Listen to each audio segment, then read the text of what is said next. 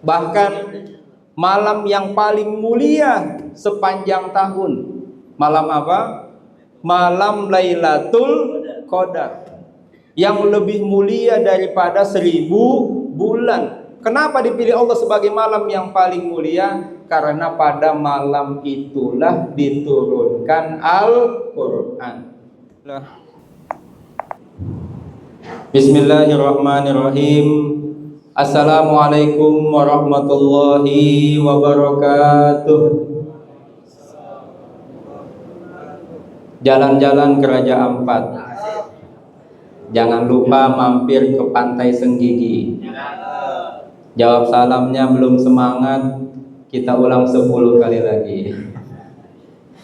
Assalamualaikum warahmatullahi wabarakatuh. Daun salam tumbuh di samping sumur. Yang jawab salam semoga sehat-sehat dan panjang umur.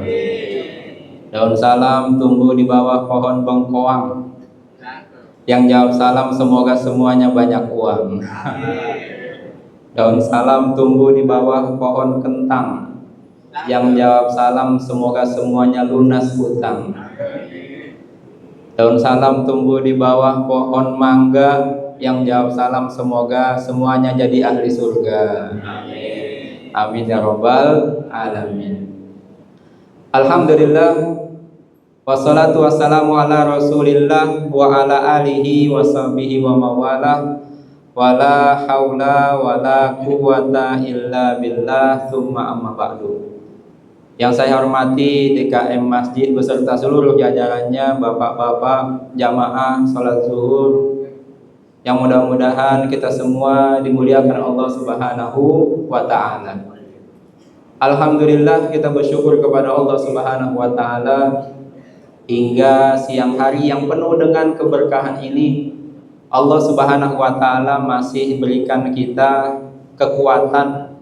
Allah masih memilih kita untuk melaksanakan perintahnya yang sangat agung, yaitu berpuasa di bulan suci Ramadan. Tidak semua orang diberikan kekuatan oleh Allah Subhanahu wa ta'ala hidayah untuk berpuasa di bulan suci Ramadan. Buktinya apa? Tadi saya lewat di depan bapak-bapak yang dirahmati Allah Subhanahu wa ta'ala, ternyata banyak yang sedang makan ketoprak. Barangkali mungkin dia musafir, mungkin ya, musafir, atau barangkali sedang sakit, atau bisa jadi mungkin bukan non muslim ya. Tapi kalau seandainya dia orang Islam, kita berdoa mudah-mudahan dapat hidayah. Amin ya rabbal alamin.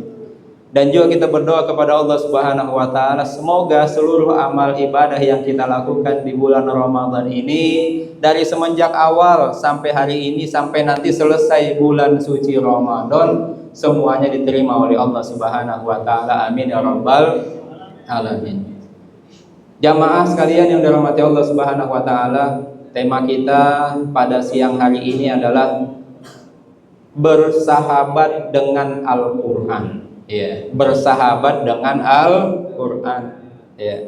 Apa sih keistimewaannya kita bersahabat dengan Al-Quran?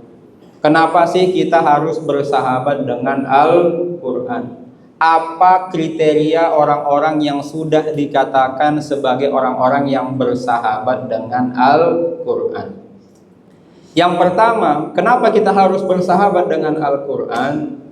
Karena jamaah yang dirahmati Allah Subhanahu wa ta'ala, siapapun yang bersahabat dengan Al-Quran, memiliki kedekatan dengan Al-Quran, akan dimuliakan oleh Allah Subhanahu wa ta'ala. Bulan Ramadan adalah bulan yang paling mulia di antara 11 bulan yang lain. Kenapa? Karena pada bulan Ramadanlah diturunkan Al-Quran. Rasul kita Rasulullah Shallallahu Alaihi Wasallam menjadi Rasul dan Nabi paling mulia di antara 240.000 Nabi, di antara 313 Rasul, beliau dipilih menjadi Rasul yang paling mulia. Kenapa? Karena kepada beliaulah diturunkan Al-Quran. Tempat yang paling mulia di muka bumi ini, Masjidil Haram Mekah Madinah, menjadi tempat yang paling istimewa di muka bumi karena pada dua tempat inilah diturunkan Al-Quran. Bahkan kita sholat di Masjidil Haram itu pahalanya 100.000 kali sholat dibandingkan kita sholat di Masjid Al-Haqqul Mubin gitu. Mudah-mudahan yang belum pernah sholat di Masjidil Haram tahun ini bisa berangkat haji dan umroh, amin ya rabbal alamin. Bahkan malam yang paling mulia sepanjang tahun, malam apa? Malam Lailatul Qadar, yang lebih mulia daripada 1000 bulan. Kenapa dipilih Allah sebagai malam yang paling mulia? Karena pada malam itulah diturunkan Al-Quran. Dan karyawan AHM yang paling mulia di sisi Allah Subhanahu wa Ta'ala bukanlah yang paling banyak hartanya, bukan yang paling tinggi jabatannya, mohon maaf gitu kan, bukan juga yang paling tampan wajahnya, tapi yang paling mulia di sisi Allah Subhanahu wa Ta'ala adalah khairukum man ta'allamal Qur'ana wa 'allamahu. Orang-orang yang paling baik, terbaik, termulia di antara kalian di sisi Allah adalah orang yang mau terus belajar Al-Quran dan mengajarkannya, mendakwahkannya kepada orang lain. Bahkan Rasulullah Shallallahu Alaihi Wasallam menyebut orang-orang yang dekat dengan Al-Quran, ahli Al-Quran itu sebagai apa? Sebagai keluarganya Allah Subhanahu wa Ta'ala. Ahlul Quran ahlullahi wa khassatuhu. Ahli Al-Quran itu adalah keluarga Allah dan orang-orang pilihan Allah. Mudah-mudahan kita termasuk ahli Al-Quran. Di dunia ini saja jamaah sekalian yang dirahmati Allah, kalau ada orang terhormat, ya, kalau ada orang terhormat, misalnya presiden, yang presidennya satu, tapi keluarganya ikut ke bawah-bawah terhormat, gitu. Anaknya presiden jadi ikut terhormat karena bapaknya presiden, gitu. Cucunya presiden jadi terhormat karena kakeknya presiden. Bahkan kucingnya presiden. Tahu nggak? Jamaah sekalian, sampai kucingnya presiden itu dihormati, dikawal gitu. Karena dekat dengan presiden. Kita bukan presiden, bukan keluarganya presiden, bukan keluarganya kiai, bukan keluarganya Habib, tapi kita bisa jadi lebih mulia daripada keluarga presiden, keluarga kiai, keluarga Habib kalau kita bisa menjadi keluarganya Allah Subhanahu wa Ta'ala dengan cara menjadi ahli Al-Quran. Itu dahsyatnya, ya, Al-Quran, orang-orang yang dekat dengan Al-Quran. Yang kedua jamaah sekalian yang dirahmati Allah, kenapa kita harus bersahabat dengan Al-Quran? Rasulullah Shallallahu Alaihi Wasallam bersabda, la hasada illa fisnataini. Kita orang yang beriman ini tidak boleh hasad. Apa artinya hasad? Iri. Tidak boleh cemburu kepada pencapaian orang lain kecuali kepada dua orang. Baru boleh kita iri, boleh kita cemburu. Siapa kata Rasulullah? Yang pertama, rajulun atahullahul Qur'an. Orang yang Allah berikan pemahaman tentang Al-Quran, dia baca Al-Quran, dia tadabburi Al-Quran, dia gunakan waktunya untuk menghadiri kajian Al-Quran, dia amalkan Al-Quran ana al-laili wa ana an-nahar. Sepanjang siang, sepanjang malam dia sibukkan waktunya untuk Al-Quran. Boleh itu kita iri sama orang seperti itu. Yang kedua, wa rajulun atahullahu malan, kata Rasulullah. Seseorang yang Allah berikan harta yang banyak. Diberi harta yang banyak tapi bukan untuk flexing gitu jamaah sekalian. Bukan untuk bermewah-mewahan. Tapi untuk apa? Dia sedekahkan di jalan Allah siang dan malam. Misalnya Masjid Al-Haqqul Mubin bikin acara santunan anak yatim. Dibutuhkan dana berapa kira-kira? 20 juta Pak Ustadz. Ada orang kaya, nih saya kasih 30 juta. Masya Allah. Kalau kita ngelihat orang seperti itu, kita boleh iri. Kita boleh iri. Karena dahsyatnya sedekah itu, jamaah sekalian dirahmati Allah Subhanahu wa taala, pahalanya terus mengalir meskipun kita sudah meninggal dunia. Beda dengan pahala kita sholat. Selesai sholat pahalanya selesai. Selesai baca Quran pahalanya selesai. Tapi sedekah itu kata Rasulullah pahalanya terus mengalir meskipun sudah meninggal dunia. Itu dahsyatnya. Kita memiliki kedekatan, keakraban, bersahabat dengan Al-Quran. Dan yang ketiga, yang terakhir jamaah sekalian, ya, keistimewaan kenapa kita harus memiliki persahabatan dengan Al-Quran. Sesungguhnya Al-Quran itu kelak akan datang sebagai penolong. Rasulullah SAW bersabda, Iqra'ul Qur'ana fa innahu ya'ti yaumal qiyamah syafi'an li ashabi. Bacalah Al-Quran, karena sesungguhnya Al-Quran itu akan datang pada hari kiamat sebagai penolong. Buat siapa jamaah sekalian yang dirahmati Allah? Buat siapa? Al-Quran sebagai syafaat buat siapa? Sering kita mengartikan yang membacanya, bukan. Tidak semua orang yang membaca Al-Quran itu akan mendapatkan pertolongan dari Al-Quran.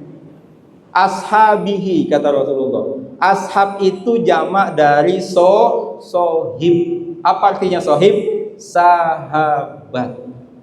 Al-Quran itu akan datang sebagai penolong bukan untuk yang membacanya, tapi bagi sahabatnya ketika di dunia. Makanya sekarang siapa sih sahabat-sahabat Al-Quran itu? Apakah kita sudah termasuk sahabatnya Al-Quran yang kelak akan ditolong oleh Al-Quran? Dari semenjak di alam kubur, di padang mahsyar, sampai di depan mahkamahnya Allah Subhanahu wa taala akan dibela oleh Al-Quran. Siapa? Pernah suatu ketika Rasulullah sedang berkumpul dengan para sahabat. Rasulullah berkumpul dengan para sahabat. Kemudian Rasulullah bercerita, ya ceritanya panjang. Jadi Rasulullah SAW bersabda, wa inna al-Qur'ana yalqa sahibahu yaumal qiyamah ila akhiril hadis. Nanti kata Rasulullah, pada hari kiamat Al-Quran itu akan menemui sahabat-sahabatnya. Al-Quran akan menemui sahabat-sahabatnya. Kapan? Hina yanshaqqu anhu qabruhu. Ketika dia dibangkitkan dari alam kubur, ya. Jadi ada istilahnya bangkit dari kubur, ya, ini bukan cerita horor. Bangkit dari kubur, dibuka kuburan kita, kita bangun. Ketika kita terbangun, kucek-kucek mata kita, tiba-tiba ada laki-laki tampan, ya, berwajah putih langsung menyambut kita ketika bangkit dari kubur. Assalamualaikum, waalaikumsalam. Hal ta'rifuni, kata Al-Quran. Baik bro, masih kenal nggak sama saya bro? Gitu. Kata siapa? Kata Al-Quran. Kita nih yang ahli Al-Quran mudah-mudahan bangkit dari kubur bingung, lu siapa so kenal? Gitu. Sampai Al-Quran nanya 2 kali, masa sih lupa sama saya? Benar saya tahu, nggak tahu. Kata kita yang ada di dalam kubur yang baru bangun dari kubur. Kata Al-Quran apa? Ana sohibukal Quran. Saya nih sahabat ente, sohib ente, soulmate ente. Waktu dulu di dunia. Kita yang sering bareng di siang hari ngobrol sampai engkau kehausan. Kita yang sering begadang di malam hari sampai engkau kurang tidur gitu. Jadi sama ya Bapak-bapak yang dirahmati Allah, kalau kita punya sahabat, soulmate, orang deket gitu kan, itu kan pagi nongkrong bareng sampai lupa makan gitu kan, sampai lupa waktu. Malam-malam begadang gitu, sampai lupa waktu, sampai gak tidur-tidur gitu. Itu kalau orang sudah soulmate banget gitu. Kalau sekarang ada sahabat misalnya sepak bola, sahabat Manchester United. Ada nggak di sini pendukung Manchester United? Ada sahabat apalagi Barcelona misalnya. Ada lagi bahkan sahabat game online FF, Mobile Legend, apalagi Roblox misalnya. Yang kalau sudah main itu lupa waktu gitu. Sampai kadang begadang untuk sahabatnya gitu. Mabar bareng gitu. Bahkan sampai ustaz ceramah dia masih mabar gitu. Itu kalau sudah dahsyatnya bersahabat dengan sesuatu. Begitu juga orang-orang yang bersahabat dengan Al-Quran. Cuman bedanya jamaah sekalian yang dirahmati Allah, kalau kita bersahabat dengan yang lain bukan dengan Al-Quran, yang lain itu nggak datang ketika kita di alam kubur. Hanya Al-Quran yang datang gitu. Apa kata Al-Quran? Wahai sahabatku, kalau semua orang yang bekerja sama itu akan mengharapkan keuntungan, laba dari kerjasamanya. Orang bisnis pasti mendapatkan laba di akhirnya. Maka pada hari ini aku datang untukmu untuk membawa keuntungan dari kerjasama kita selama hidup di dunia. Masya Allah. Apa yang dibawa oleh Al-Quran? Rasulullah SAW bersabda, "Fayu'to al-mulka biyaminihi." Maka diletakkanlah kerajaan di sebelah tangan kanannya. Wal khulda fi yasarihi. Keabadian di sebelah tangan kirinya. Artinya apa? Dia akan menjadi raja yang abadi di surganya Allah Subhanahu wa ta'ala. Itu dahsyatnya syafaat Al-Quran, pertolongan Al-Quran. Ketika orang-orang lain masih sibuk tenggelam di padang mahsyar dengan keringatnya, ketika matahari satu jengkal di atas kepala, banyak orang tenggelam dengan keringatnya sendiri minta tolong. Bahkan orang tua kita lari dari kita, istri kita lari dari kita, anak kita lari dari kita. Al-Quran sahabat kita itulah yang akan menyelamatkan kita. Bahkan baru bangkit dari kubur saja sudah dijemput oleh Al-Quran. Alhamdulillah. Mudah-mudahan kita semua bisa menjadi sahabat Al-Quran. Tidak hanya itu saja jamaah sekalian dirahmati Allah. Bahkan kata Rasulullah, dikenakan di kepalanya mahkota kehormatan yang tidak ada bandingannya dengan dunia dan seisinya. Bahkan tidak dia saja yang mendapatkan kemuliaan, kedua orang tuanya, bapak dan ibunya dipakaikan pakaian kehormatan yang lebih mahal daripada dunia dan seisinya. Sampai-sampai bapak ibunya bingung. Sampai-sampai bapak ibunya bingung, ya Allah, dari mana saya mendapatkan kehormatan seperti ini? Saya bukan nabi, bukan rasul, bukan kiai, bukan ustadz, bukan habib. Kata Allah Subhanahu wa ta'ala, karena kamu berhasil mendidik anakmu menjadi sahabat Al-Quran. Subhanallah ya. Jadi itu Bapak-bapak jamaah sekalian yang dirahmati Allah, kalau kita ingin menjadi sahabat Al-Quran, kita seperti sahabat-sahabat yang lain. Kita sibukkan diri kita dengan Al-Quran.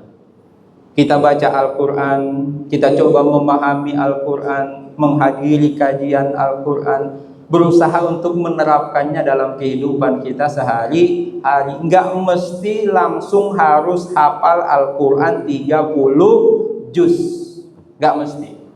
Yang penting bagaimana kita menumbuhkan rasa cinta kita kepada Al-Quran sambil berproses menghafal Al-Quran. Itu jamaah sekalian yang dirahmati Allah Subhanahu wa ta'ala ya. Mudah-mudahan bermanfaat. Ada 3 keistimewaan bagi orang yang menjadi sahabat Al-Quran. Yang pertama, dimuliakan hidupnya dunia dan akhirat. Yang kedua, hanya boleh iri kepada salah satunya orang yang menjadi sahabat Al-Quran. Dan yang ketiga, pertolongan Al-Quran itu akan diberi hanya kepada sahabat-sahabatnya ketika masih hidup di dunia. Ya. Terakhir jamaah sekalian yang dirahmati Allah Subhanahu wa taala, kita boleh bersahabat dengan siapa saja, ya. Tapi ketahuilah, tidak ada persahabatan yang lebih menguntungkan melebihi persahabatan dengan Al-Quran. Mudah-mudahan bermanfaat. Mohon maaf jika ada kekurangan khilafan. Kita berdoa kepada Allah Subhanahu wa taala, semoga ilmu yang kita dapatkan bisa kita terapkan dalam kehidupan kita sehari-hari, dan mudah-mudahan selesai bulan suci Ramadan kita semua menjadi sahabat-sahabat Al-Qur'an. Amin amin ya rabbal alamin. Wassalamualaikum warahmatullahi wabarakatuh.